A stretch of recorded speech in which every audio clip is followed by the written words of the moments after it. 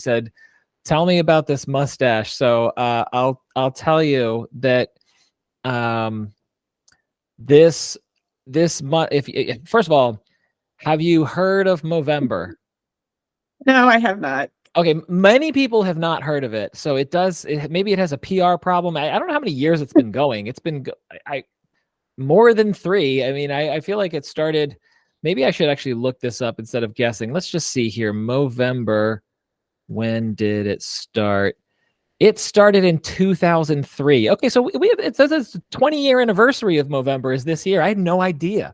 20 years, but many people don't know what it is. And so anyway, a podcast guest challenged me and told me about it.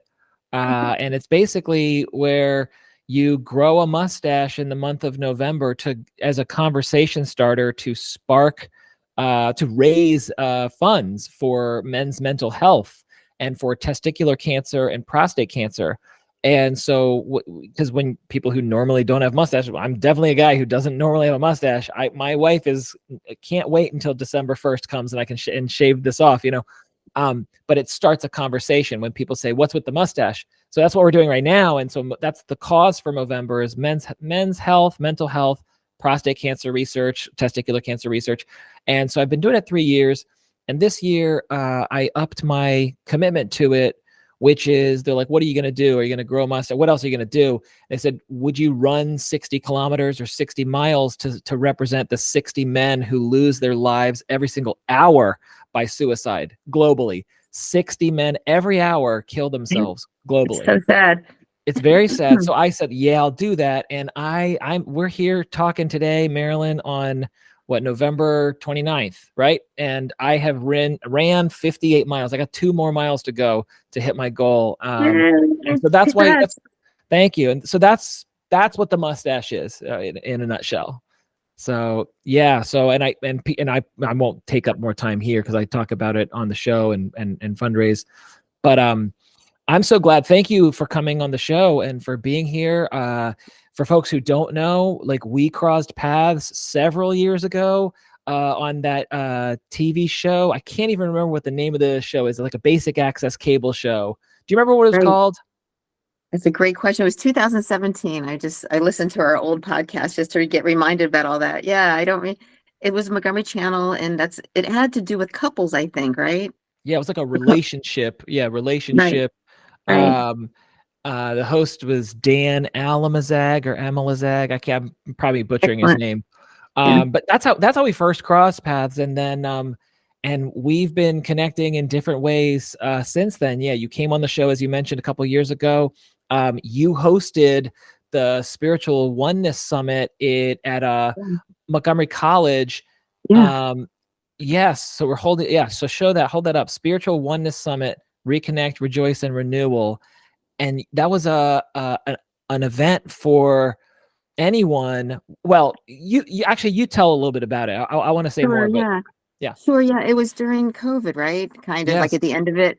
Yeah. And in 2022, I think it was in May or March or something like that. And I just so wanted to have something with therapists coming to and helping our community connect more to a sense of oneness in our community and a sense of I believe we all have like universal light in us that connects us all. So I strongly have been brought up, like I feel that way in my genes and my ancestors, that if we would have that sense of oneness, and especially during COVID, like we often felt isolated. So I wanted to have people come. And if we had that sense of oneness, if we all felt that, which is not really that, then we wouldn't have the wars and all the things that are happening now and have had it in the past. If we truly got it and could, push that on to others. And so that's what was my mission. And then we meditated, you came, and we all had we had a circle of, we got to talk, and we just had different things that we learned as therapists and also taught to the community. And it was a really nice turnout, and I'd love to do this every year. And I am doing something at Dawson Market that's similar to this coming up December 10th in Rockville Town Center. And please connect with me and tell me if you'd like to come. I guess I'll talk about it now. Sure. Yeah. It's called Community Mental Health. I got a flyer here. And Kindness Fair for therapists to come that are accepting clients and to talk about what they do to help people get a better sense of who they are in connection with the bigger picture. and how we can be more compassionate to ourselves with self-care, and also put that out into the world and help, other people learn about compassion and being kinder to each other, verbally, non-verbally. Um, there's so much we can do, and the energy we put out into the world is like a stone, whether we think it, feel it, or do a behavior with our actions. It can be a rippling effect, so Absolutely. it's good to learn, what we can do to help ourselves and others, I think. Yeah, I mean, it's so obvious to me your passion for the work that you do, and I want to just close the circle on the Spiritual Oneness Summit. There's something I wanted to name there, which it was really special because that was the first in-person gathering, in this area for me anyway.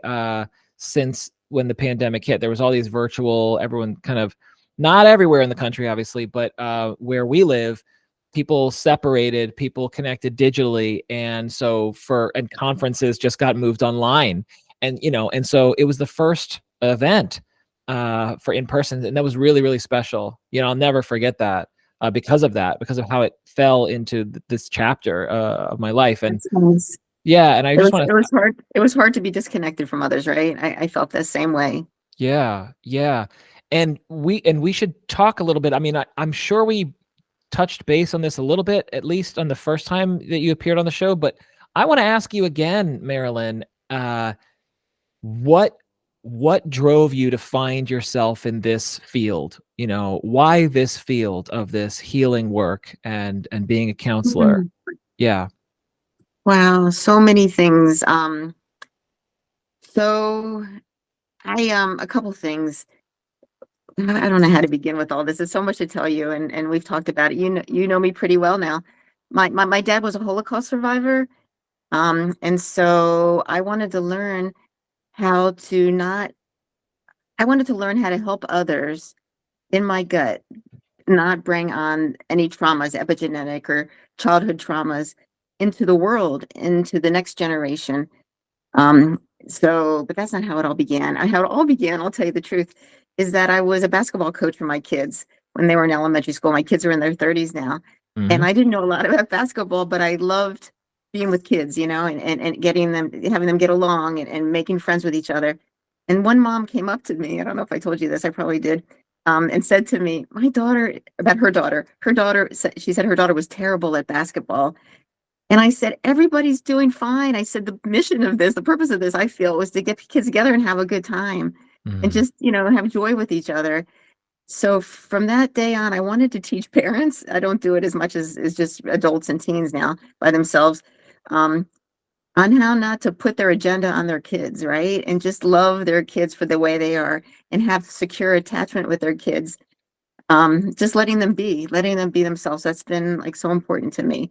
So that's Mhm. something I'll talk about later on more about attachment issues people can have. And most people come to me because they don't feel securely attached to their parents or Mhm. to their loved ones now, or they can't make friends. And I just wanted to help the world be. I love people. That's why I did this. And I wanted to connect my love for others for my work. I had a passion to meet people, to find out what people are about, and help people be their authentic self. That's another thing. My company's called Authentically You Counseling. And a friend of mine from elementary school just wrote me, Marilyn, in the Webster's dictionary, the word authentic is the number one word for the year. Oh, So I for think, 2023? isn't that funny? It's Oh been yeah, around of forever, right? But I just course. think it's when you learn to live in your authenticity, you can give permission to others to do the same. And that's your true self and your soul, I think. And all the Yes. things that we've talked about. So why am I doing what I'm doing? God, I love doing workshops. That's my love, being with people. And I'm telling you right now, like I can't get enough. That's my bliss, to be in workshops and teach people how to connect better to themselves, others, in the bigger picture. I think that's really important. And then one-on-one therapy is also great. It can be really hard when people are very depressed. Because it's hard to sit with people sometimes when they're in their stuff. But hopefully I help people learn to accept their stuff and become unstuck. That's what the AIT work is that I do. Mhm. So And I hope that's for folks who don't know, AIT is Advanced advanced. Integrative. Yeah, therapy, very good. Helping Mhm. people let go of their traumas, and I've learned recently that by me doing that with myself, I am definitely connecting to my ancestors. I'm helping them let go of whatever, I'm seeing a psychic, a medium. I'll tell you more about her. Helping yourself will also help your past generations and your future generations not take on the stuff that they don't need to. And That's you. I want to pause here because that is such an, if we widen the scope, obviously people who are listening or watching this conversation, the scope here, it's 1:31 in the afternoon on a Wednesday in November. You know what I mean? Like the scope here is so small. And what you just named of zooming out to ancestors, descendants, and how big that is for yeah, like what we're doing here, and many people, I'm sure many people will hear this part of the conversation and they're rationalist, empiricist, scientific minded, logically minded will say, what do you mean? What do you mean you can heal your ancestors? That's in the past. It already happened. You can't do that. Right. So, but again, that we welcome that perspective. We're not asking skeptics to change their mind on that, but there is very much power in what you're saying. Say, why do I do what I do? That mom came up to me at that basketball game, and that was something that nudged the river of Marilyn's life. And you're passionate about not just one-on-one therapy, but that ripple effect and the positive and the goodness that can be brought into being as a result of going out into the community and reaching people who are not direct consumers of psychotherapy, and spreading that, it's like the word, which sounds, religious, like spreading the gospel, but it's like you're really spreading the goodness. You're spreading the goodness of what these teachings and these practices can do, not only now for the nervous system that you own and that I own, but for everyone in this world, on earth, as well as the people who will come later, as well as the people who came before. And that's a big claim for people to stomach. But yeah, I just wanted to pause and just name that, because that is that's such a powerful concept. When I'm working with people, we're usually not doing ancestor healing, and yet the kind of work that I do, the internal family systems model, allows a person to go into that space, whether you call it the spirit world or, Dick Schwartz just says, go inside. We don't have to have labels for it, but it's not the same place as this place. It's not the same place. And when you go there, you can encounter beings, entities, awarenesses that seem to be separate from your own, and they can also be from the past, a long time ago. I've never witnessed or experienced an encounter with a descendant who hasn't yet come to Earth. I'm not saying that's impossible, but usually the work that can happen in the spirit world through IFS practices, internal family system practices, can go back to a direct legacy trauma, to a direct ancestral trauma. And you're not only healing how that's carried in your own body here in the present day, but you're also releasing it and helping that ancestor finally get closure and finally let go and finally transform that energy that they were still carrying, even though they passed away many, many moons ago, So it's incredible. It's incredible work. Anyway, all right, my diatribe is over. I'll hand it bounce past the basketball back to you, Marilyn. No, and not only, I feel it's a fact too. That's a fact that people can come to us if you choose to help people with it, and they need that help. And I think I put all over my website that I'm a spiritual therapist, meaning I can, if people are interested in it and they are connected to it. Some people come to me and they're not spirits at all, and they just want to do cognitive behavior therapy. And yeah, I do so much more than that. I feel like I try to open their mind to it, and they might not even come back when they first have my first session with me, and we might meditate. And I always will check in with them to make sure that they really want to. And often it can be too soon.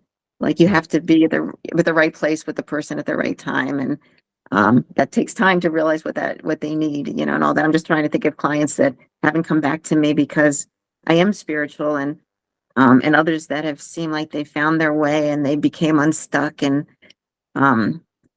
I'll tell you about somebody, but I won't tell you who it is. Sure.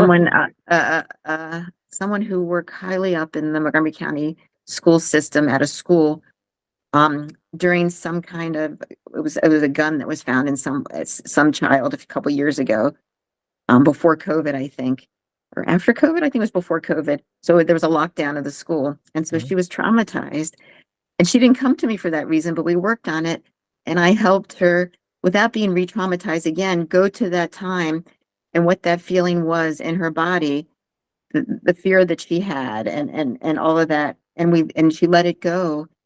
And then she let go of feeling now maybe afraid of something that's going on in her life because of that one fear. So connected that all, and with the chakras, you understand all that. Yeah. Helped her with it. And so we did it in person. You could do it virtually either. So I know the system, AIT, and how it works. And then from the bottom up, brought in a new powerful, new core belief, of feeling safe and feeling that she is, safe in her own body. And just, I forgot the words that she used, but we come up with something together. We muscle test, and she called me a couple weeks later that she just felt so much better. And you could see in my office, or virtually, when we do this work, and other people do the work, it's EMDR is another type of version of this, but AIT, I like it so much better because I can teach it for clients to use for the rest of their life. She felt safe in her own body finally, and then in the world. And so many people need that right now too. Yeah. To let go of like chronic trauma or ancestral trauma. You don't need to hold on to it, or even stuff that happened in their life, or feeling less than. Sometimes people come to me, they don't feel accepted by their parents. And I have a couple of people like that recently, and they feel that they're never good enough and they always need approval. And validating it from within, that's what we do. And it's not hard. And if people are open to it, it can make such a big difference in their life. Accepting things, letting them go from wherever they are in their body. And then it's not a part of them. They heal their inner child too when they do this work. Yeah. Yeah. I mean, how I respond to what you're sharing is the beliefs, whether it's through EMDR or AIT or IFS. And I guess just for this is for new listeners, EMDR is what eye movement desensitization reprocessing. It's a trauma modality. We already talked about AIT, and then IFS and internal family systems. That these are different trauma healing ways to help someone release an energy that is carried in the nervous system. And a CBT therapist might not use the word energy. They may say, yeah, this person has beliefs. We think about cognitive behavioral therapy as like the beliefs are up here in the mind. And it's like, yeah, well, there's more than one mind, isn't there? Like there's a heart mind and a gut mind. And, the belief can actually exist somewhere other than the head. The belief is stored somewhere in the body. And like for your client's example of the gun, the belief is like, I'm not safe. And there are a billion versions of I'm not safe, right? Like I'm not safe because like I was a bedwetter until I was 9 and my parents shamed me for that. And that's like, does that mean I was going to die? No, but a little child having that shame and that fear, and then that shows up later in life. It gets triggered by other stuff, like a boss fires you or someone breaks up with you or whatever. It's like, oh, I'm worthless, or I'm not valuable, or I'm wrong or bad. And that's why. And those are, again, so many flavors of I'm not safe or I'm not lovable. And so releasing that, it's amazing to see what happens when that belief is allowed to leave the nervous system.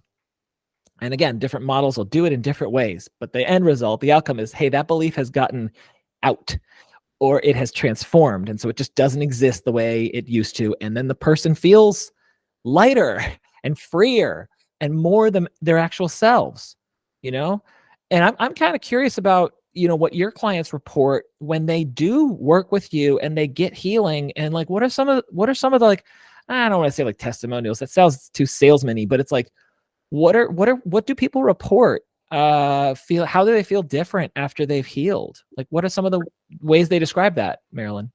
That's great. I'll tell you a bunch of stuff. So let's say it's with their parents. So then when they see their parents the next time, nothing the parent can say can affect them. It won't be a dagger to their heart. It just kind of just goes by because they're not holding on to that stuff that they were, the perception that they had that wasn't healthy for them. And whatever people's perceptions are is truth for them, right? But let's say they felt their parents didn't think they were good enough. The parents might have felt that, but they didn't know how to express it in the right way. That happens over and over and over with people.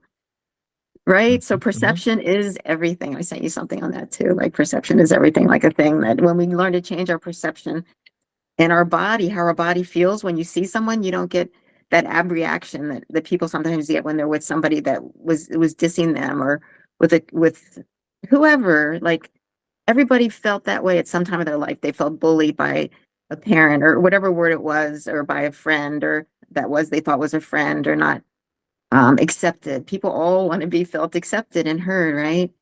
And so they feel heard now and they feel like they don't have to, that's not them, what somebody says to them. The negative stuff doesn't have to be their negative self-talk any longer. That's gone forever. Forever, people tell me, like people come back for other reasons and they don't have that issue any longer. And it helps relationships. I had one client with her kid.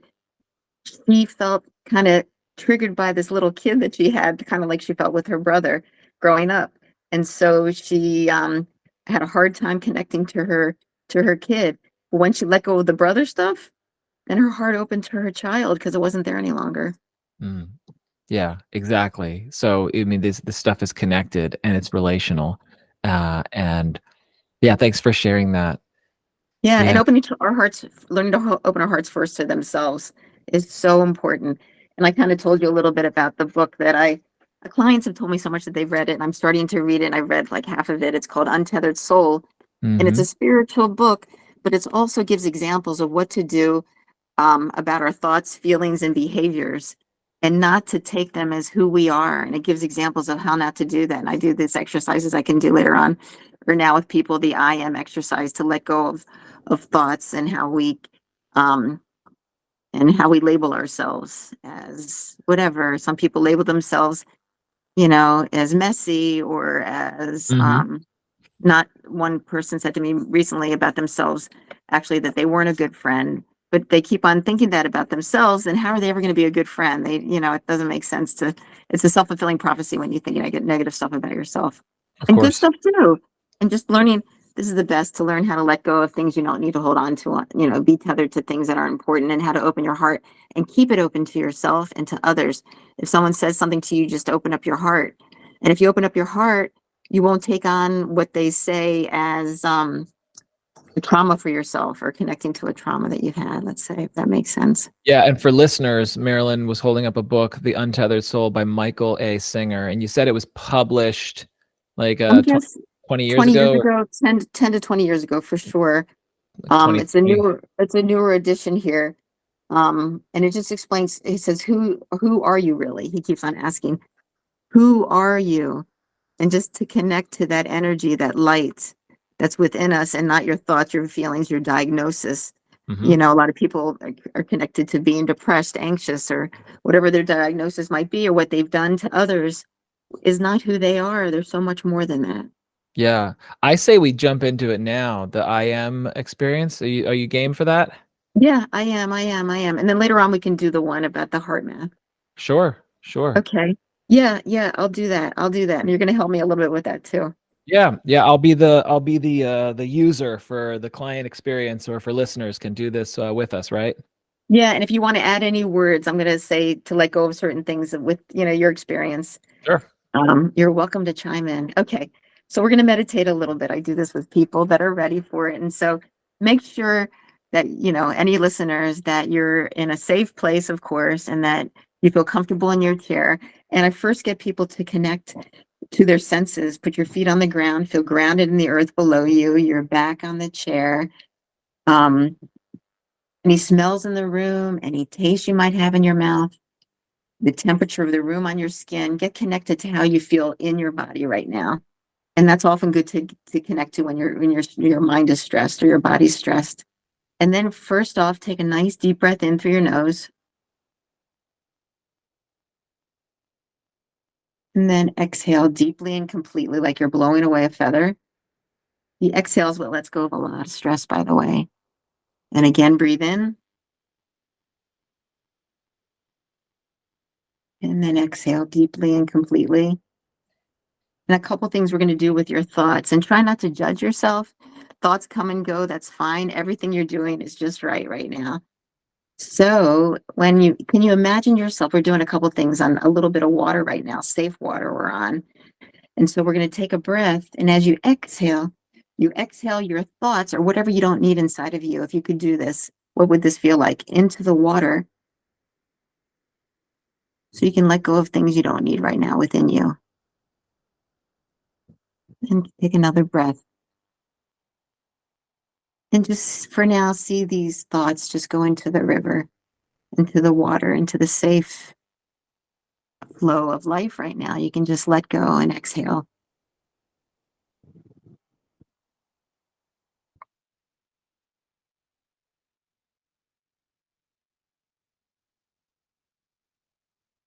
And one more thing people like just to compare, imagine there's beautiful clouds above you, and you can make them any color you want. As they're floating by, these beautiful clouds. And inhale and exhale whatever is left right now you don't need into these clouds, and just let it go. Let go anything that is not being of help to you right now. Or just even accept whatever it is within you. That can be such a great exercise. Acceptance is so important with your feelings, thoughts. Just be present with yourself and let any thoughts go that could help you right now.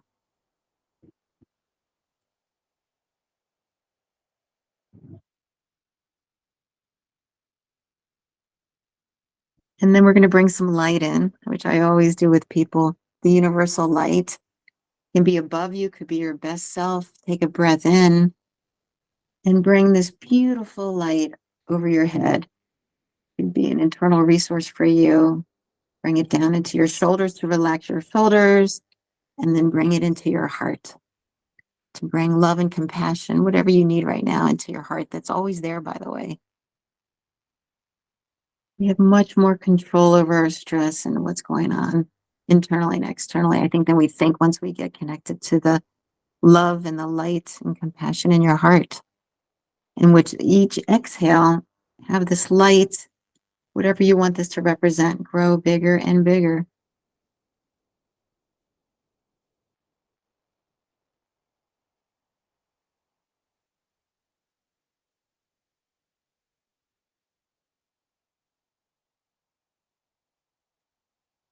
And now I'm going to blend it with another exercise. That was called the light exercise, and something I do with a mandala that I'm going to be doing at Dawson's Market, to draw the light you see and what you see in this beautiful space within you that you want to give out to the world to help our world now.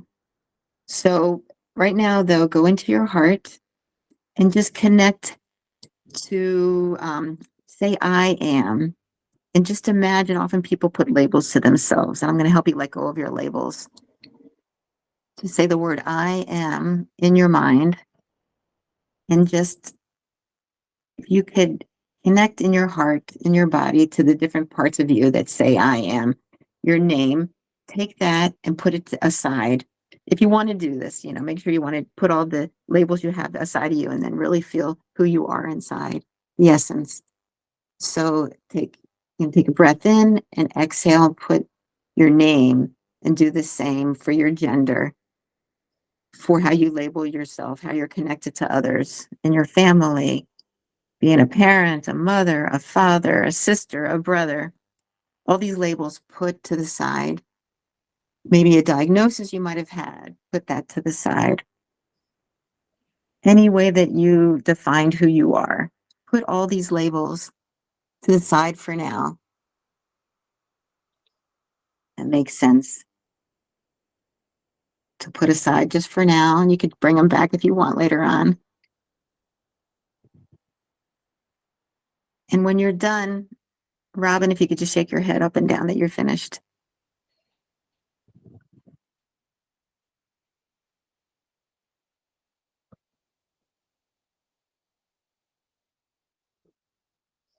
Right. So all the labels are aside of you. And then I want you to say, I am, and just feel the space within you without labels, without definition, and how that might feel different.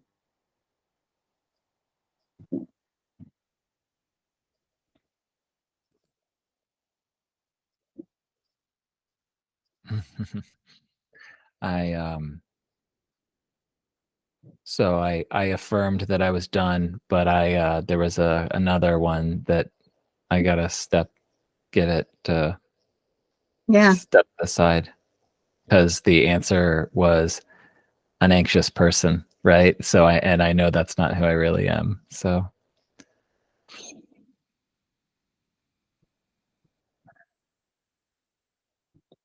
And how would you feel? How do you feel without any labels attached to you? That's just something just to transcend into and savor.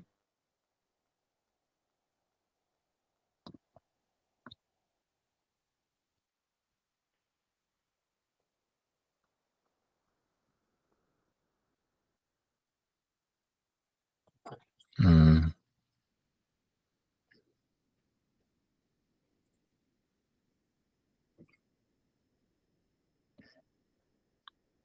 So would you like me to share what? Yeah, yeah. Well, if you're ready, if Mhm, you want to take a mhm, nice deep breath in and out and then come back into the room right now and bring your labels back on you if you like, and you don't need to, just to be comfortable with the I am exercise and feel comfortable in your chair, feel you grounded in the earth below you, and just connect to all your senses to feel present again in the here and now is really important after exercising like this, mhm. meditating. So yeah, if you want to share. Yeah, and I'll give a qualifier that um, if listeners want to rewind and do this again, if you haven't had a practice like this before, be gentle with yourself, and because when I'm doing it, I spend a lot of time meditating and a lot of time asking my parts to separate. So, um, in the podcast land, uh, I had a part of me when you invited me to nod my head, like, let me know you're done. There was a part of me that was like, it was a caretaking part. And it was like, I don't want Marilyn to hang out too long in the unknown silence of whether I'm not done or not. So that part answered prematurely, and did that. And then when I followed the guidance, it's like, and now we're going to say I am and see what shows up. And that's why that last part was like, I'm still an anxious person. That's Ask that right. one to separate. Now, once that happened, once my parts can separate, um, what came in, two things came in. So I am, it's like a sentence completion exercise, right? So it's like, I am, the first thing that came in was love. I am love. I am love. And then the second thing that came in was, I am you. I am you. Uh, and then after that there were like cognitive IFS parts were like, and you're also compassion, and you're also curiosity, and you're also patience, and you're also playfulness. But that wasn't an answer from somewhere else. That was an answer from my parts. So but that categorically, the answer from somewhere else was, I am love and I am you. And that's what showed So up. okay, that's awesome, and I hear what you're saying. Can we do something Sure. kind of to continue because we didn't really. Sure. It's something else that I think you would like, and without the words, Okay. if you could get back into that meditative state, if you can, and say I am, and just feel what you're feeling without any words coming in. Mhm. Just the energy, feel that energy within you.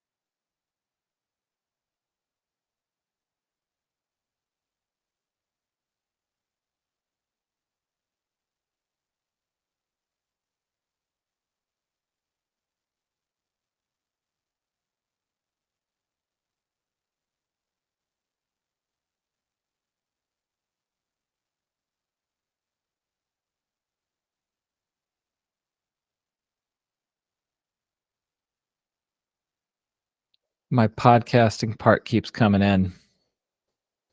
Did that feel different?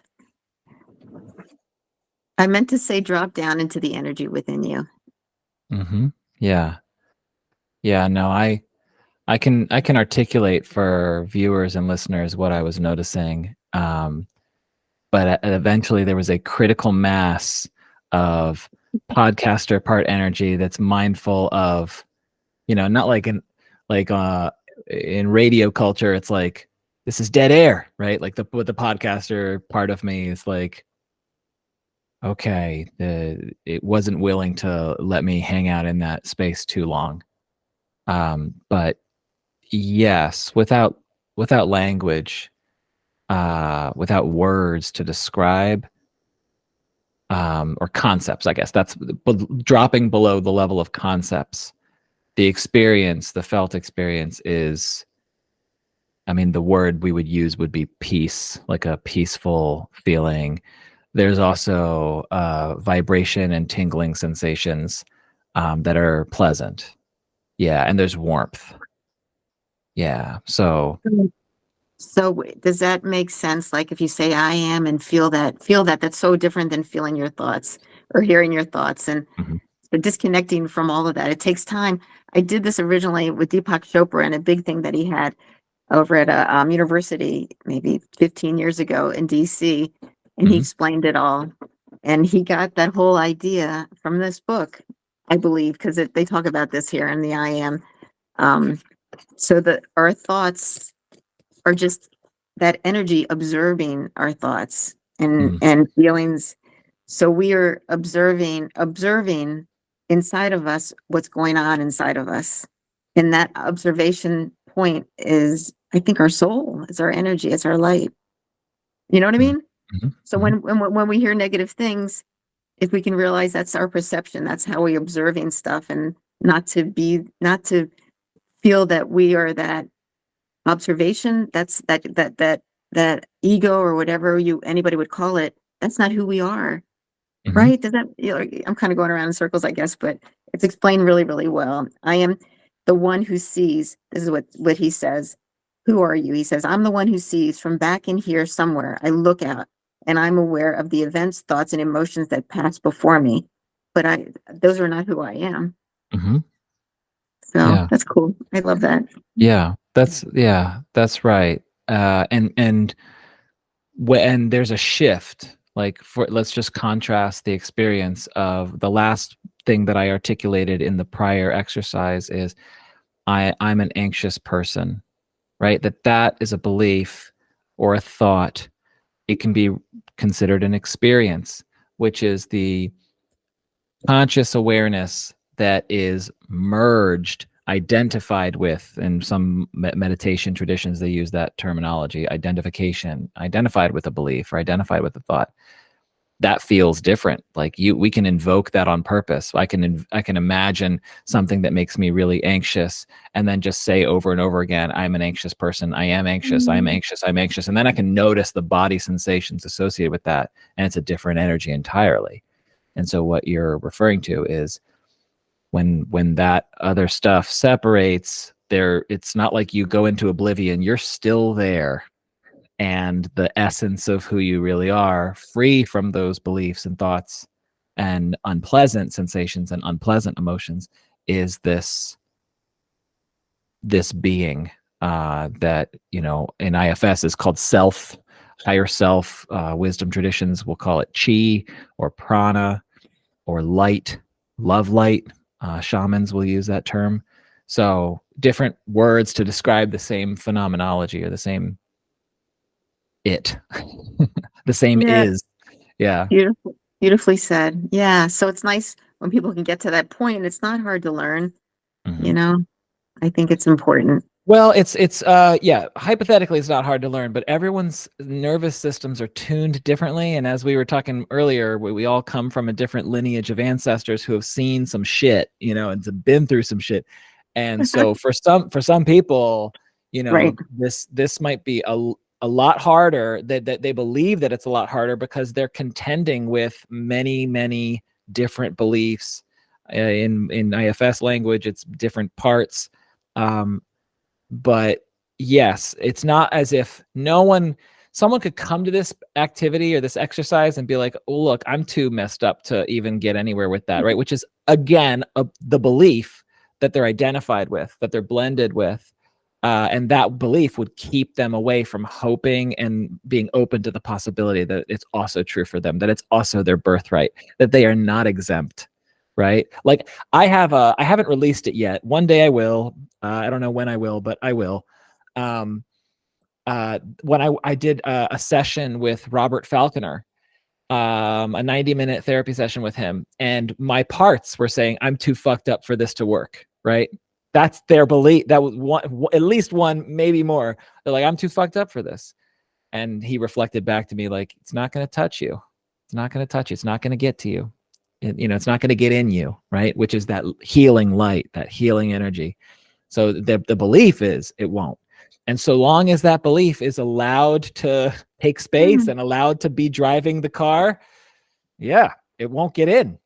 It won't get in. So that belief, and so that belief has to be willing on its own accord, on its own sovereign free will agency, to be willing to trust and step back. And I do not recommend people try to strong arm it like a football player making a tackle, not to do that with the belief, but to respect it and to say, okay, I hear you're allowed to believe that. Would you be willing? I hear you. I understand. Is there more that you want me to know? Because a part might not separate if it doesn't trust that you get it, that you really understand it. And so I just want people to know, I want to contextualize for people, if they're trying to do this exercise and they're not having success with it, Right. it just is kind of an alarm bell that means there's still a belief, there's still an IFS would call a part that's there, that's not trusting that it's safe to separate, to kind of put on your bookshelf or put like you were guiding through. Yeah. Yeah. So a couple of things. When we were doing this, let's say if somebody that goes along with us and they're not in the same place that you are, right? And I am. And if they feel yucky about the whole thing, please get up right away, you all, and walk around, go outside, and just orient yourself back in the here and now to, walk around and just, if you feel terrible, don't go through the whole thing because it could be too much for some people. That's huge. That's so important. You have to be in a good place to do all this stuff. And with the AIT, what I would do with someone that has what you're talking about yourself, I would do AIT to accept that feeling that you have or the thought that you have, wherever that is in your body. Because when you accept it, you validate it, and then you can get through it, right? And so AIT would work really well. I think I could give you some names. Yeah, that is, you're speaking maybe just from a different perspective, but the same unfolding is what's happening, is the accepting, acknowledging, witnessing, validating. Once it's accepted, then it can loosen its grip and it can relax. Yes. Yeah, right. And you don't need to be embedded with it.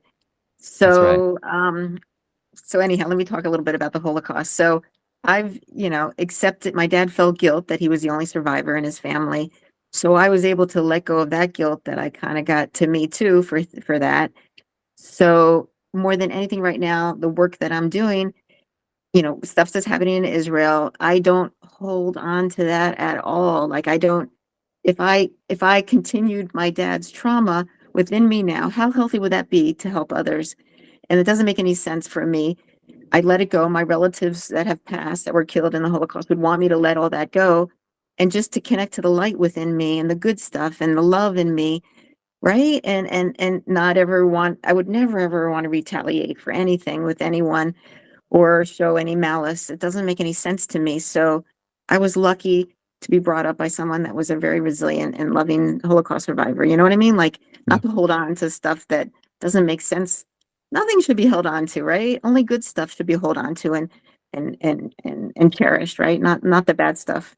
Well, yes, thanks for sharing that, Marilyn. And yes, of course, theoretically and logically, it makes sense. Why hold on to something that's not serving you? Why hold on to the bad stuff? It's like, of course, it's like, that's a no duh thing.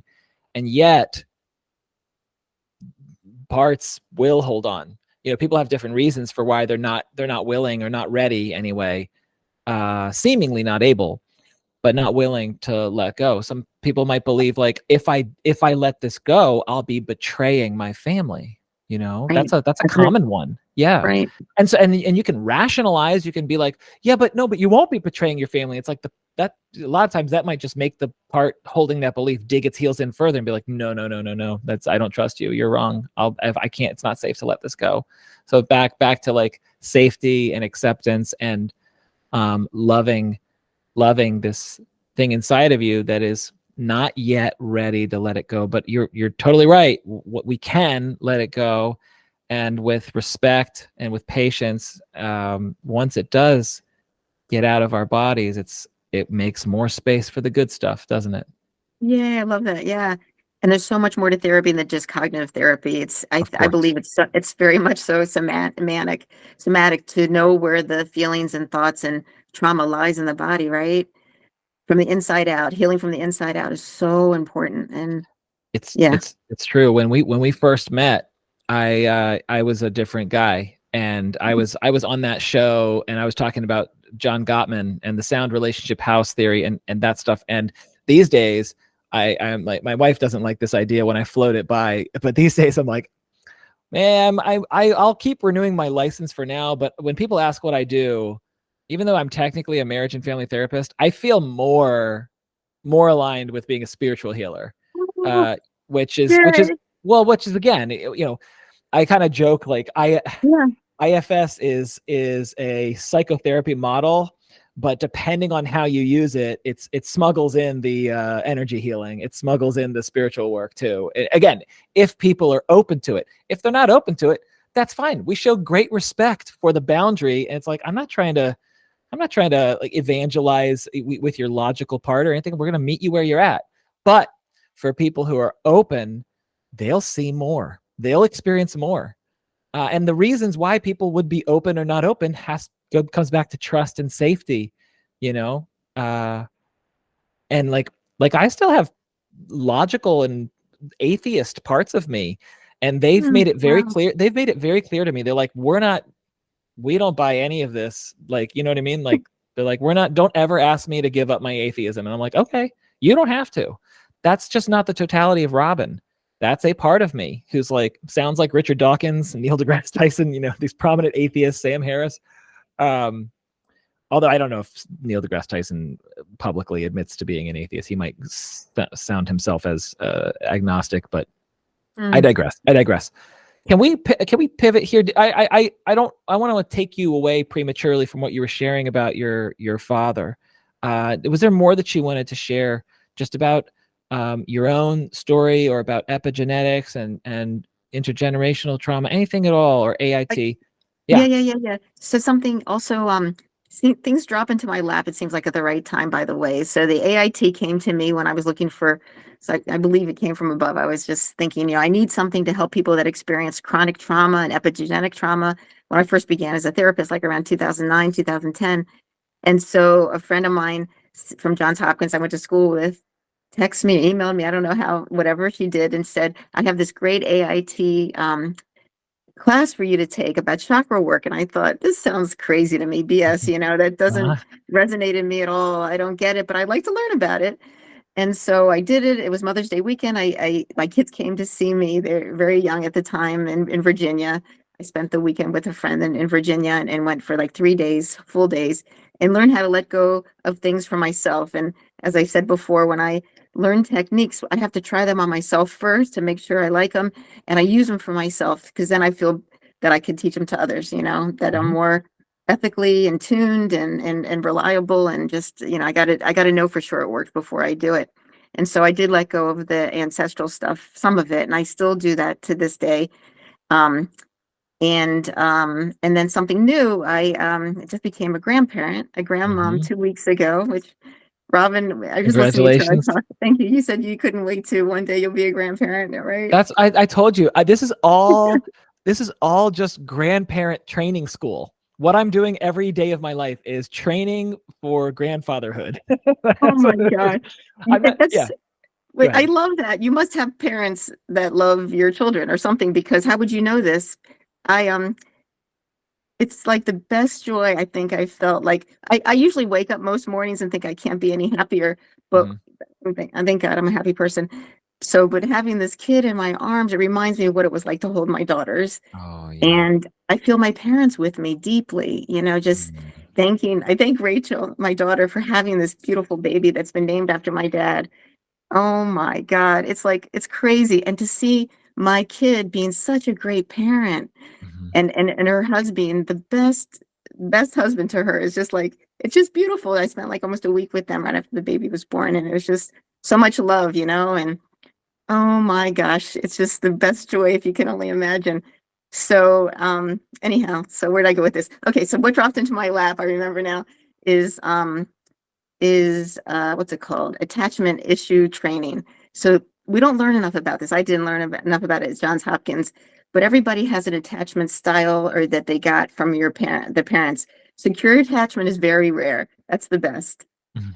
And nothing is good or bad, this woman is saying. Her name is Diane Pool Heller. You can find her online, and Robin's going to put her, she's got a great assessment that you can take, a free assessment on what your attachment is like with your parents. And Yeah, so we'll make sure to put a link for people who want to take that assessment in yes, the show notes. Yep. this is like a big deal. Most therapists are therapists because they had insecure and disorganized attachment with their parents, by the way.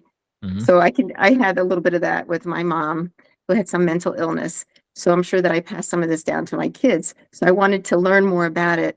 So I'd be the best grandmom that I could be and have the best connection with my daughter who is having this beautiful child, and not overstep my boundaries, which I would never do. And I learned so much just growing up with, about boundaries. And so it dropped into my lap, and I took a 3-week class right before the baby was born, and it helped me so much to understand more. And I wish I had my notes in front of me. I was looking for them right before we got together, but there's ways to create secure attachments within yourself. Loving yourself first is always the best. And Hmm. then to have better attachments with your parents, your loved ones, your spouse, and how to do that. And it can be done at any age, even if you don't have secure attachments, you didn't have it with your parents because how you felt that they were talking to you or treated you or whatever the problem was, and how to have that again, or how to reconnect to that or heal it is possible at any age. And I love that. And most people come to me because they didn't have very secure attachments with their parents. So they don't feel like they can be their authentic self, right? Or how they don't have their passions of what they want to do in the world, or they're doing things because their parents wanted them to. So I would say 9 times out of 10 people come to me because they don't connect well with their parents at my age, or even older or a little younger, whatever the age is. And so I'm learning how to help people with that. So, Yeah. that's important. So I'm Yeah. always learning. You're always learning too, I'm sure too. And how to help yourself, how to help others, how to be a better parent, how to be the best grandmom I can be. And I'm singing to her, and oh my God, it's just like life goes on, within our kids and our grandkids. And we are part of that. To be mindfully present with them and with what you're going through in life is so important. And to do it out of love, right? Connect to the love. And if you're not feeling like that, don't get together with people if you don't feel like you can give your love to others, and learn how Yeah. to do that. Yeah. Yeah. Well, there's a lot to respond to there. First, I just want to say there, I'm sure whether they're the ones that are the first ones that view, watch, download the episode, eventually there will be fellow grandparents that are listening to you, sort of gushing in that moment of just how amazing it is. Cause you're still fresh in this, Marilyn. You said you transformed into a grandmother 2 weeks ago. It's cavelling. Do you know the word cavelling? Cavelling. Okay. No, it's Yiddish. Is that a Yiddish word? Yes, it means that you have so much joy in your heart. You just are exploding with joy and pride, and it's the best word ever. You got to look it up. Cavelling. It's just like, oh my God, transcending into something that is possible for anybody, right? And just, Yeah. you're just loving life Yeah. because of the existence of your loved ones, and what's important to you, and all that. Yeah, cavelling must describe. There were two images that came into my head, and that was one of just a cup that's overflowing, or a sponge that's oversaturated. Right, like the capacity, the container, the vessel that's holding it, the essence is way more than the vessel. So we, as the body, as the vessel, it's like, no, there's just so Oh much my love. God, It can't be that's contained. that's how I live my life, and sometimes it's too much for people. Because I so love people, and I got that from my parents, and they were Mhm. so happy. It was hard to have me, and they love me so much that I think that I just, I gotta love people. I gotta love myself and others. And it's so important to do that. Just, I can't say enough about it, about the Dawson's Market thing that you're probably going to come to too, Robin. Yeah, And, I'm coming to that. Absolutely. yeah, I'll be yeah. there.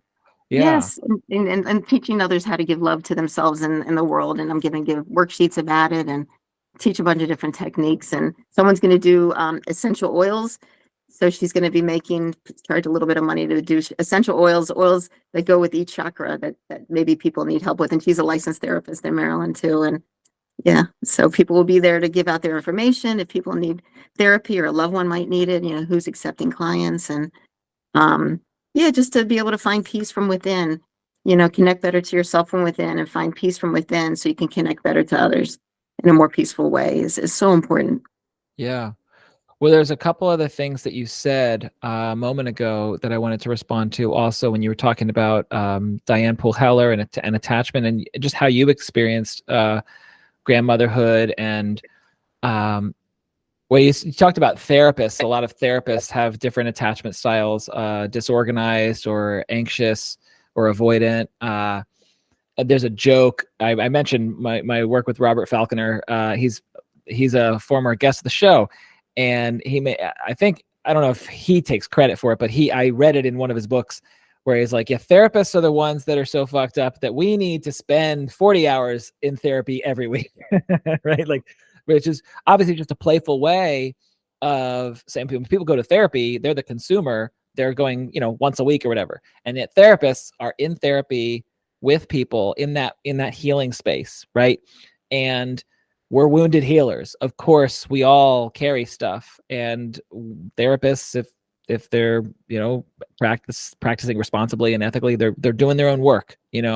Some programs require that people do their own work. The students do their own work before they can be unleashed into society, Anyway, what I wanted to say about that was self-love and attachment. It's really important that people get this idea that someone can love you. And this could be a sibling, a parent, a spouse, a significant other, and their love aimed at you, there for the taking, to drink it in, can be accepted or rejected, right? And if you are having a hard time allowing someone else's positive intention and love in, it may be that block that's not trusting to let it in is a trailhead, is a alarm bell. It's a bookmark. It's like, let's pay attention to this. Self-love is so powerful because it's like the final gatekeeper. If you can love yourself, I'll give a concrete example. I might be too theoretical here. If let's say, I can speak from experience. If someone gives me a compliment, nowadays, I can say thank you and take that in. And that's because of the work I've done and the love I have for myself. In the past, when someone gives me a compliment, I didn't reject it explicitly, but I danced around it. I wouldn't take it in. Why? I didn't take it in because there wasn't a place for it that it was believed that there wasn't a place for it in here because I didn't believe that I was worthy of the compliment, right? I didn't love myself that way. So that I just that's the concrete example of like how much more powerful self-love is than the other stuff. I shouldn't put it in a hierarchy here that it's more powerful, but it is sort of a final gatekeeper. If you can't let love in, that probably means there's something in your heart that's not being loved, and so it doesn't trust that. So self-love is so important. That's we'll work on that. We'll work on that public service announcement. That's my critical part. No, that was Yeah. beautiful. That was beautiful. And then before I forget, I want to show a couple things since people can see me. This is exciting. I probably showed you this in the past, right? Oh This is a yes. sunset picture I took, or sunrise picture in Ocean City, Maryland, on the beach a while ago with my little Android phone. And this, to me, represents the light in all of us, the universal light. I think we're all got this in ourselves. It makes us who we are. That connects us to others. And this is how we can reach out to people through the light. And in the darkness, we can connect to others through the light. And I deeply feel we're all connected by this light that brings us together, like the threads of humanity are connected through the good stuff within us. And so this is the kind of thing I try to share with people. I do workshops on it, and did something big in Ocean City about the light. And I'll be doing a mandala.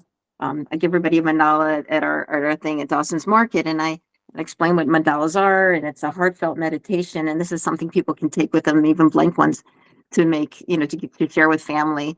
And this is part of something called the Wall of Compassion I did at the University of Shady Grove and at Ocean City, Maryland during COVID, to help people connect when they make a mandala, with the light. I kind of explain the light. You can draw that light you want to see in the world, or what's your happy place. Some people drew flowers because a mom loves roses and drew roses. So I did it with a lot of people throughout a whole summer in Ocean City, and they had a big display. And then I put in a book, how do these mandalas make you feel more connected to yourselves, others, and the bigger picture, to give people hope during the isolation time during COVID. It was too long, and people still feel isolated, I'm sure, and need to get out and be with people. And I feel bad for introverted people that, have a hard time making friends. So this will be doing this, and that's something you can draw your heart in there, or a way to connect to nature, or the bigger picture. And it can be helpful, and it can be an internal resource, the light that you have inside, if you could see it or feel it. Some people can't see stuff when I do meditation, but if you can find your place inside that gives you some peace, can be a way to deal with stress. And something called the polyvagal theory, fight, flight, or freeze. People sometimes feel when they get very stressed, they want to just escape, or, if they're giving a talk, let's say, to people, they sometimes get panicky, or, a lot of people might have panic attacks, but teaching them how to connect to accept that feeling and to let it go in different ways can be helpful too. Yeah. And then I'll talk about real quick, the reason why I originally wanted to do this was because I went through a health scare in February, actually February, after my daughter had her baby, and I was feeling very bloated. It was hard to find a dress because it was so bloated, and I had pain. So I went to see my primary care doctor, who was very dismissive for quite a few months, said, you're fine, maybe, it's a hernia or something from childbirth, and just really didn't hear me. So I saw the physician assistant there, and a friend of mine who's an ER doctor said, definitely get an ultrasound. So I found out that I had nothing. I don't want to go into too much detail because some of my clients might be listening to this, Sure. but there was no symptoms for what I had going on, by the way. And but I knew something was wrong, and so I just kept on persevering. I just want people to learn from my talk today too, that you need to advocate for yourself, and just go to different doctors if you think something's wrong, if you have a gut feeling that something's wrong, but to get an answer you needed. And so I needed to have something taken out of my stomach, and a couple of organs were taken out also along with it. And it was like a one and done. And I had a lot of consultations with 4 different surgeons. And so it was very stressful with something that I didn't know I had, that was probably brewing for 10 years. And it didn't go anywhere else in my body, just a very small place in an organ. And it was taken away, resectioned, and I'm fine. And I have to be here for this grandchild. So I kept on thinking, I got to be here. And right before surgery, I'll talk about some spiritual things. I didn't surrender to the process right away. That's not the way I am. I'm always like pushing back if something seems like, no, I don't know about this. And so I had to get Yes. so many opinions. You might be the same way, probably. Oh, Well, that's no, so I'm funny. smiling because I respect the skeptic, the one that's like, I'm not sure about this. It's a it's a treasure. It's a valuable part of us that protects us.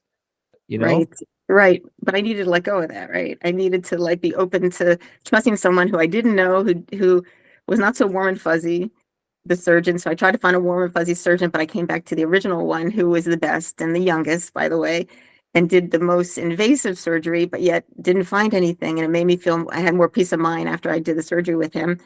And where am I going with this? I surrendered, and right before surgery, I got the answers I needed. I just have to tell you how beautiful it was, me being spiritual. I just needed to know I was at the right place at the right time. So I'm put into the room, and there's 3 guys that are doing anesthesiology. And the first one says, this is before the surgeon comes in and before I'm put under, we really, really are so grateful and appreciate you coming here for this surgery. That was really nice. The person in back of me started singing. And I told this to the surgeon later on. He didn't hear any of this, it started singing, and I felt so comfortable. And I said, I think my parents are here with me. They're no longer around. And so the guy that originally said, I thank you for trusting in us, said, yeah, your parents are definitely here with you now. So I Mhm. felt like I was at the right place at the right time. They gave me what I needed. I really wasn't looking for this, but I felt really comfortable, and I trusted the process at that point. Of course, I had to, but it was really hard to surrender to the process. So maybe I was going to live, maybe I was going to die, and I did surrender Mm. to the whole thing. Whatever was going to happen, I was fine with it. I just wanted to Mm.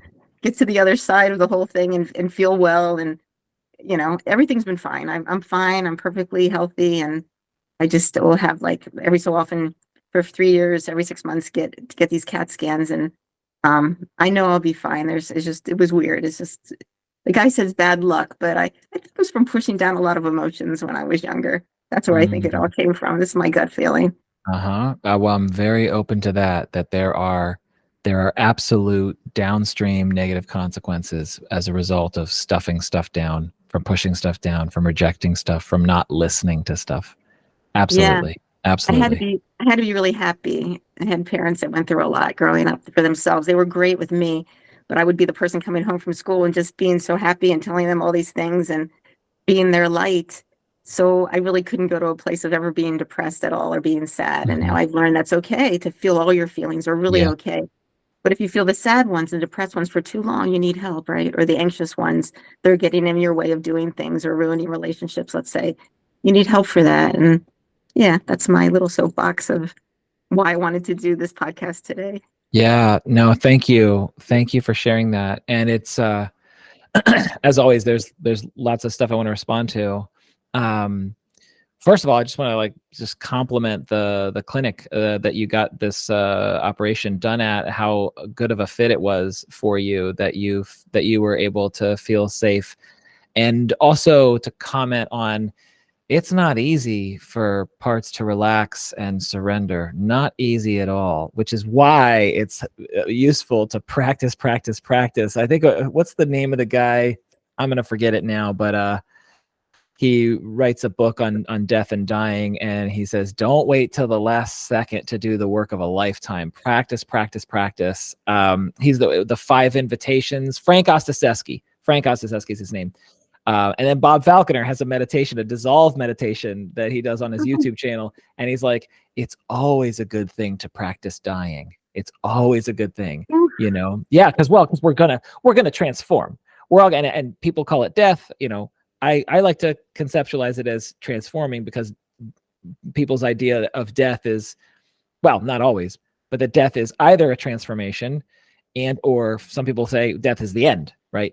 And so it's hard for finite beings to trust that it'll actually be okay. Like, either way this goes, whether we live or die, it's actually going to be okay. It's very hard for parts to trust that. And sometimes it's like, well, yeah, you're not supposed to make guarantees to them. Be like, it's gonna be all right. It's actually, we're gonna get through this. We're gonna get to hold our granddaughter. It's gonna be fine, right? It's like, they'll call bullshit on that, because you can't know what's gonna happen. And uh, but what can how help them relax is be like, either way, I'll be with you. Yeah, you don't have to be alone when you die, or you don't have to be alone when in your fear. And just that sense of, you're not alone. You're not alone. That Right. can be enough to just be like, this big relax, this big surrender. So I just wanted to comment on how hard it is to Right. to have that surrender experience. And one more thing before I forget. Yeah. Also, I had no idea emotionally after it was really, really hard. After, because I mean, not to say anything bad about Johns Hopkins, they did a great job. It was a hit or miss with people that were really compassionate with the nurses when I was on Oh, the unit. And I yeah. That. wanted, but Yeah. so ever since then, I've been getting a lot of nurses every week are calling me, and I've just been putting out the energy. I want to help them find more compassion for themselves so they can give it to others. And I gave a lot of resources to the surgeon and his team after I found, like, therapists that could help somebody that's been through what I've been in, and just a lot of free resources and just what you need to tell people when they come in to see you for the first time of what they could go through emotionally and how it is in the unit after surgery, and just the whole emotional experience. Just kind of tell somebody that you're meeting with, because I had no idea that I was going to be so raw. I felt like on the table that I was doing surgery, my soul, my emotions, I was just very vulnerable, when you have surgery. And so as a therapist, people have to know about these things before they have surgery, just have an inkling that you might need a therapist after or before. And Oh yeah. that was huge. And so they really appreciated. I came up with a whole list, a page list. And when I go back and see them in January, they're going to show me what they're going to be giving out to everybody. That will be resources in the community to help people that are having surgery and help loved ones that are going through it. And yeah, I thought that And was you initiated, you developed that, or yeah, contributed to it? You started that. I started it. Oh, No, that's awesome, Marilyn. I talked to 4 different surgeons in different hospitals in the area, and none of them gave me anything of what's going to happen to me when I go through this. Or my doctor, my GI doctor was very good, but he told me where to go to for the first consult. So as a therapist, and I want to do more workshops not for therapists, it's really good too, but for Other helping healthcare providers. Yeah. people that are right in the front line that have a lot going on with themselves, and to teach them to show compassion and maybe just put their hand on someone saying everything will be okay. That's all I needed many Yeah. times, and I was in pain. And it's not everyone can do that as a nurse or a doctor. Give out the compassion you need. You need to find it within yourself, even though when you're in a lot of pain, it's hard. Yeah, that's right. That's right. That's exactly right. Sounds like you found a gap in the marketplace. It's like, hey, there's a gap here. Let me fill it. I guess. And I wouldn't do it for money. I just want to help the world, I know. Marketplace implies like a profit or money, but I just mean that you found a gap and you're filling it. Which I'm is trying. really great. And Thank you. I can speak, by the way, for or to that that the notion of compassion. Like, people can't give. It's kind of related to what I was talking about with love, but people can't give compassion to others when they themselves are suffering. Like, it's like, maybe they can give a cheap version of it. It's not the real deal, though. It's not the real deal. Real compassion can only be given when you yourself have compassion filling your own being, your own nervous system. Like, I'll give an example. Okay. If my daughter is complaining about something, whining, crying, whatever it is. Okay. And I have a part of me that is going, oh, come on. Like, why are we crying over this? This is such a little thing. Right. And so what's happening is my heart is not available for her in her moment of suffering, because I am judging her and I'm suffering in that moment. I don't realize it. I don't have conscious awareness of it. But the moment that I do, the moment I can make that shift and say, oh, wait a minute, hold on. What's the energy here for her right now? It's this like uncaring or uncompassionate energy. Oh, I need the compassion first. Oh, okay, this is really tough, Robin. Her crying is really hard for you right now. Now I'm making a U-turn, and I'm directing the compassion inwardly to myself. And as I do that, guess what happens? My heart is now more open and now more available to actually be there for her, instead of the critic and judge and, Yes. parent that's just like, why are we crying over this? Right? Like, but it requires an intentional shift. And it just goes to what you're saying of like nurses. When my wife and I had our first daughter, like, when you're in the hospital and their nurses go on shifts and rotations, and it's now we had some great nurses and we had a not so great nurse. It's like, look, we're all human. She was carrying something that day, or she carries something in her life that makes it hard for her to show up in that way. And it's very important for health professionals and helping professionals to be able to tend to ourselves so that we can be available to offer not some cheap imitation compassion, but the real deal, the real McCoy. I love that. I've been thinking all about that too. And that makes secure attachment with your loved ones, when you can accept their pain and what they're going through and not deny it and say, you'll be okay. And that's what I learned most about it. The attachment issues, not to tell my little ones or my older ones, everything is okay, when it's not. Let them feel their feelings and be there with their feelings. Yes. Yeah. And again, let's be charitable and generous to the fact that, like, there are probably a lot of listeners and viewers who can hear themselves in that description. There are well-meaning caregivers who want to, it seems like it's compassion. They want to alleviate the suffering. They want to provide reassurance. It's okay. It's going to be okay. You're okay. And in some contexts that can work. That can seem to work. And so if it works, it reinforces the caregiver. Okay, it works. Let me just do more of it. But it's true that we're bypassing the experience that the suffering one is having, which is like, oh, instead of saying you're okay or it's okay, like just reflecting, like I can see how sad you are right now. It's You're it's the witnessing. We Oh, should not bypass the witnessing step. I love that. It's like what someone else said, empathy before strategy, you know? I don't remember who said it, but like you got to connect. And all the attachment books say this, first you have to connect. You have to see them first. And then you can move in with other stuff. But they also have to feel it. Just because you see them doesn't mean they feel seen. They have to feel seen first. And when they can feel seen first, well, now we're open to other interventions or receiving other information. Like, actually, it'll be okay. There was something else I wanted to say when I can't remember what you were exactly saying, but I wanted to fold it into the conversation. Maybe it had to do with some of the generational stuff, Marilyn, but one of my colleagues, I believe it was Erica Bond, said this, like, even if, I remember what it was. You were talking about how you had to be the light. You didn't allow yourself to feel any darkness or sadness when you were younger, right? Yeah. With my parents. Yes. And there's contextual and historical reasons for that. And I remember Erica saying this will always stay with me. She was saying sometimes just instead of moving from a aggressive anger response and not doing any problem solving or fixing, but just recognizing, oh, you know what? I could actually cry here. I could actually just get in touch with my sadness instead of the aggressive hostility, right? Like if I just make that one change, not even anything else, but just the saying like, oh, I'm just sad now, instead of something that could be re-traumatizing with like aggression and anger, for example, right? That moves the needle on this ancestral cycle of trauma, right? To say like, oh, what are we doing here? We're trying to heal ourselves for the betterment of our descendants and everyone else who's enjoying this earth plane existence with us. But like even just a small nudge on the needle and just saying, oh, instead of punching a wall, I'm going to cry. Just that is a great step, right? To making things less traumatizing for the next generation.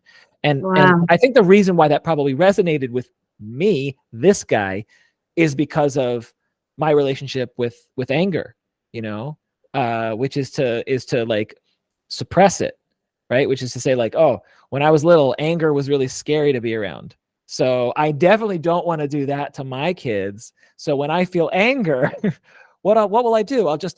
I'll stuff it. We just talked about the downstream effects of what happens when we stuff. And so it's like, okay, instead of stuffing, can we just witness and be compassionate towards the anger?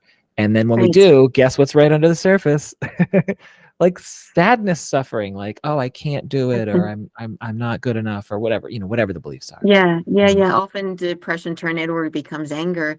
And then when we can accept our kids and ourselves, right, at any age, especially little kids and babies and everybody, then as adults, my age, your age, they'll be more accepting of their emotions and be able to accept other people's emotions. You know what I mean? When you can feel your emotions. So many men come to me that cannot feel their emotions. They weren't allowed to. They had to be macho because their parents were from Europe or Spain or somewhere. And when they learn that all their emotions are okay, they won't. And often people live in the sad emotions. So many young people come to me. This is crazy stuff. And they can't imagine being alive when they're 70. I've had 3 people recently come to me because of sadness they feel inside or feeling, the weight of the world on their shoulders and just, learning to get through it, accepting it from within can shift people, and working on it. And childhood stuff, can be healed, I think. Yeah, it absolutely can be. And, this is your second appearance on the show. And I'm kind of kicking myself for that. We've had 2 encounters on the podcast and I haven't asked you some questions that I wouldn't ask other guests, but you're safe ground to ask. And so I'm going to have to put a bookmark there, plant a flag, and say, we'll come back to it to talk about some more spiritual stuff. Yeah, But sure. It's nice. It's nice seeing you. I feel like I'm with you. This is awesome. absolutely, absolutely. And I'm looking forward to Thank being you. with you on the 10th of December, December. which is a Yes, Sunday. Sunday from Yes. 1 to 4 p.m. Dawson's Market in Rockville. This is the Community Mental Health, Wellness, and Kindness Fair. Marilyn is a connector. She creates things and she brings people together, and that's just very evident in many I of the stories that we've told thank here you. today. Before we go, we've covered some of the stuff that we talked about. Tell people again just a little bit about the Holistic Wellness Enrichment Center and Authentically You Counseling.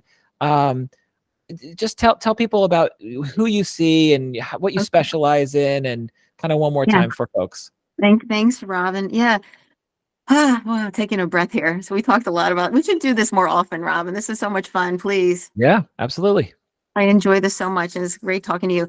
So my company's called Authentically You Counseling because I help people find their authenticity, and if they're in transition with anything, and let go of trauma. I've given so many workshops at universities, 4 years of workshops that I brought into my center. I created a center, Holistic Wellness Enrichment Center. I have a couple of therapists that work there that have their own practices, and someone that does physical therapy and spiritual work too. Because I wanted a place in the community people could come to and be part of workshops that I'll start doing again soon, I think. And I'll have a list of, a list at the Dawson's Market of anyone that wants to come and do workshops with me, and or if I can come into their businesses and help people learn how to, for self-care, how to build resiliency of self-care, connecting to their senses, and just so many things I go over with people. I give people homework if they want, just to learn how to find their best selves, and just to heal maybe stuff that they need to from their past.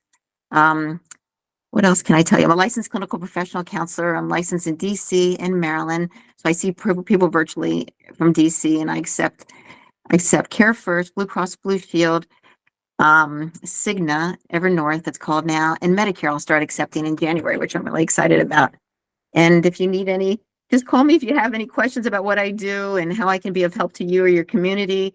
And if you have any questions about mental health places to go to, maybe addiction centers or caseworkers too, that can come into your house that are mental health therapists. I know of some that can help people, that have agoraphobia or different things. I've worked in the community for a long time, and I love what I do, and I love connecting people. I think it's important. I think that's what life's about.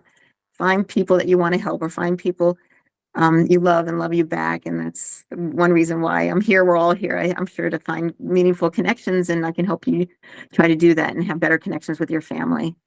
I Yeah. help a lot of parents with their teenagers, get along better and have like family therapy with them, and help a lot of people let go of stuff they don't need to hold on to so they can have better relationships with themselves and others in the bigger picture. And it's all about love, I think. And if there was more love in the world, we wouldn't be having like, what's going on in Israel. And we'll have money, people will be donating money in a Tzedakah Box, it's called, for different communities in Israel, Palestinians, Israelis, Jews. It's all about not having war and not being prejudices. I don't feel that there should be the other or should be prejudice, because we're all part of the same picture. And yeah, I got a lot of opinions about all that, and just want everybody just to want to help each other and inspire each other. And yeah, and I'm grateful for you and everything that you do, Robin, and having me come in to do this, and all the work that you do is wonderful in the community too.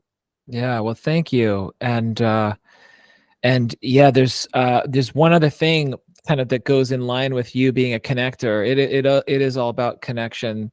And I wanted to ask for maybe for provider listeners who are listening, I wanted to at least give a nod to Maservic. What's the acronym stand for again? I'm so sorry. I don't have it. It's part of American Counseling or Maryland Counseling Association, It's a which lot. I have. Yeah. Yeah, Yeah, go ahead. it's a long acronym basically. If they want to type it into their browsers, I guess I could put the link there. I'll put the link in the show notes also. It's MAESERVIC, and this is the Maryland Counseling Association's kind of a subgroup for like a spiritual community. And there's a biweekly support group and consultation group that is there for providers who want to find community and connection. right? We're not part of Maservic any longer. We broke away. This is a hot take. No, just kidding. Couple So, years ago. We broke away a couple years ago. It was after SOS, it became very political and yucky, and I'm not a part of them any longer. I'm sure it's still a great organization. We're doing it on our own. The group that came with okay. me. Yeah, we're just doing it on our own and to help the community. And yeah, anybody who wants to learn more about spirituality, any helping professionals, clinicians, practitioners can come. It's bi-weekly, and you've come a couple times, but thank you. Yes. Yeah. So it's okay. So is it under a different banner? So yeah, I was saw you shaking your head. So it's basically a No. collective, an independent collective of providers who are in the Maryland region, maybe Yes. DC and Yeah, Virginia some also. people from other states too. Yeah. They just want to learn about, consultation, just supervision consultation, and it's been a great source of support. And we try to get together for dinner or something once a year at least. And yeah, so So does anyone have that information on their website? Like, so if listeners, again, right. providers who Oh say, "Oh yeah, my gosh, I'm so glad you're telling me about this. I want to do," like, yes. where can they I'll give you find it? the link that you got from Sloan. She's a Mhm. link person. That link is forever the link. You could put that link, and it's not Okay. Maservic. It's just the So instead of a cervix, I'll put the link. I'll put the link for that. I'll yeah, provide details yeah. about that and put that in the show notes too. Yeah. Spiritual peer supervision by licensed therapists, basically. Yeah. Yeah. So if you're a licensed therapist and you're looking for peer supervision and a Yeah, place to talk about yeah. spirituality. Yeah. And anybody who's a helping professional, they don't have to be a therapist. We want to Oh, be of got it. support. Got it. Any helping And professional. Yeah. yeah, and then my tagline is healing connections within and between each other. That's my goal in trying to heal. And yeah, if anybody, should I give my phone number out? Should I say it out loud? You can, sure. Yeah, my phone number, my cell work number is 240-426-8344. 240-426-8344. My email is my first and last name, which you'll have there at gmail.com. If you want to connect with me, if you have like a company or even a religious group that wants to learn more about what I do, and I can help give workshops on meditation and healing and self-care and how to build resiliency, how to, specifically what to do to build resiliency daily, to have your own resiliency routine, to empower yourself to feel more peaceful inside. Because when you work on it, it builds like calcium. I was told when I was younger, the more calcium you have as a kid, you'll have it later on. If you practice resiliency or meditation or deep breaths, connecting to mindfully connecting to trees every day, do something that it makes you feel like you, inspires you and uplifts you. You'll have more of that to give to others when you feel inspired and not feel like you're giving so much of yourself away, but to have like a pitcher nearby of internal resources or external resources of good stuff that you can pour into your cup that's always ready for you. Yeah. To fill your cup up with joy. And joy is so important, and it's hard to find it, but if you take care of yourself and you dance and sing or do what brings you life and love and connection to others or just to yourself, you'll be more willing to give, and you'll find your passions in the world and how to connect better to others. That's right. Listen up, dear listeners and viewers. This lady's got lots of wisdom. Don't let I it guess pass you so. by. I Marilyn. survived for a reason. So, I'm here to help others, and thanks, Robin. Yeah, Marilyn, thanks for coming on the show. Yeah, my pleasure. Are we done for today? I'll cut it right after you say my pleasure. So My yeah. pleasure. Can I just tell one more thing? Sure. Yeah. That I told three, so we have a little bit of time. 3 questions that I told people during COVID that I came up with to ask your loved ones. The first one, what are you doing today to be more compassionate to yourself? What did you do today to find compassion and joy within yourself? The second one is, what did you do for others? Not what did you do for others, like make food for them, but how did you show others to show compassion to themselves? And the third one is, what did someone do to you, for you, to show compassion, like smile at you? How did someone connect to you to help you find the love in your heart that's there to help you connect to others? These 3 questions, compassion within yourself and others, and make this world a better place, which we all need, right? And it's possible to be the change you want to see in the world. I can't say that enough. And thank you for your time. And I'm talking way too much, I'm sure. Oh, it's all good. By the way, be the change you want to see. Is that Gandhi? I Mahatma think Gandhi? so. Yeah. Yeah, that's one of my wife's favorite quotes. She always, now she gets self-conscious whenever she says it around me, because she's like, you give me shit because like I say it all the time. Yes. But it's great. It is a great quote. I mean, it's great. And we're going to have a psychic person that I've seen, that we found each other. Her name is Yves. She's a young woman, and she there's like 10 more minutes I could explain. Can I explain what she did for me? Yeah, go for it. Yeah. I don't want to go over time. So I went to see her just because before the baby's born, I believe sometimes in psychics, if you can connect to them and are making sense. So they told me like a couple things that my mom wanted me to know, that I need to connect to more joy, which I thought I was doing already in my life. So that the joy when having the granddaughter was so much joy, that was so important. And my mom's middle name was Joy. This woman didn't know that. Mhm. So, right. So like maybe when I was a kid, maybe I didn't connect to it as much as I could because I was, I didn't feel all of my emotions, which is really important. I think to feel your authentic self, you need to connect to an array of emotions. That's right. That's part of it. So she told Mhm. me a bunch of stuff that resonated in me, and I feel she's a real deal. So she'll be there doing like 15-minute psychic readings for people. So somebody else that's very interesting in the community. And there's a lot of people out there that are real and are not real, and you just have to see what you think. It's people that resonate in you and seem really ethical. And there's a guy named Tyler Henry, I think his name is. I found him. I haven't seen him, and he does talks around the area, but I've listened to his shows recently. He's a young kid, and he's unbelievable. He's someone that I really truly believe in. But you really can't connect to him. But I'm just saying there's different people in the area that may have answers that you're looking for. Spiritual answers and just ways to find peace. And they're out there. They're within us, I think, all of our answers. But sometimes other people can help you, inspire you, and uplift you, and help you thrive, when you connect and can grow. And you know what I mean? Like you need others to help you usually.